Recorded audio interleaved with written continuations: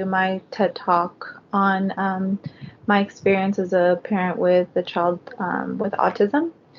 I wanted to talk about my daughter's story and then also how I kind of navigated, I guess, her journey as a child with a disability.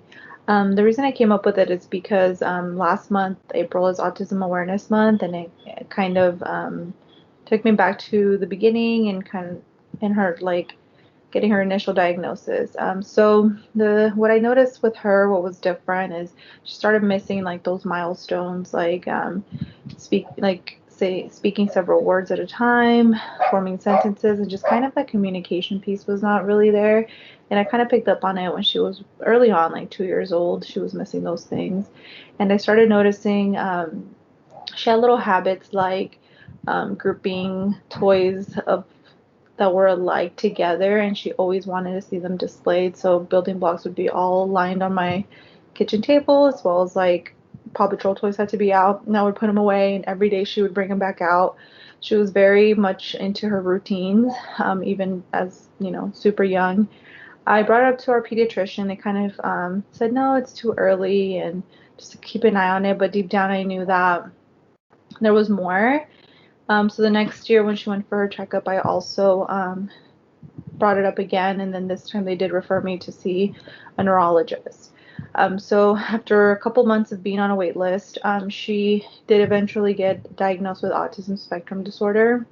I would say her biggest challenges is the communication piece and just kind of that social awareness and picking up on social cues. She very much keeps to herself. But she's super bright.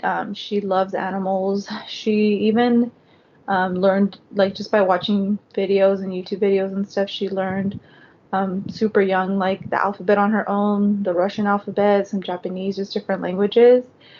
So she's definitely super smart. But currently she likes like Pokemon. That's what she's really into, which I do think I heard that the creator is also maybe on the spectrum. I'm not sure, um, but yeah. So it was really tough at the beginning. As a parent, you don't really want your kid to have any other struggles, or because life is hard enough. But I just at first it was kind of it was hard to come to terms with, but also I just kind of became her champion and wanted to educate myself and help her navigate school and just to get the best education. So I started working from home so I could attend all her school functions and um, go to her IEP meetings, and just really make sure that the teachers were trying different ways of teaching her, not just the normal, by the book, because I knew she could excel in a normal classroom setting. I also wanted to make sure that that they were helping the perception of her and just having conversations with the kids around her to help them understand that she's different, but you know, to be kind and to be understanding. And so far, I think we've done a pretty good job. I mean, there's been some bumps along the road, um, but what helped me as a parent and just to really navigate everything was learning about the disability. So I read books on it and just kind of getting involved, educating those around me and um, my family, but then also helping out with autism charities and doing walks and just really trying to just build some awareness around it and acceptance.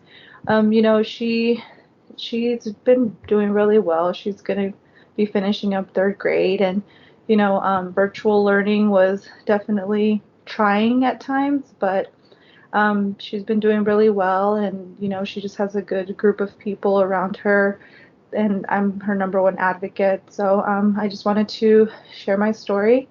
Thank you for for listening.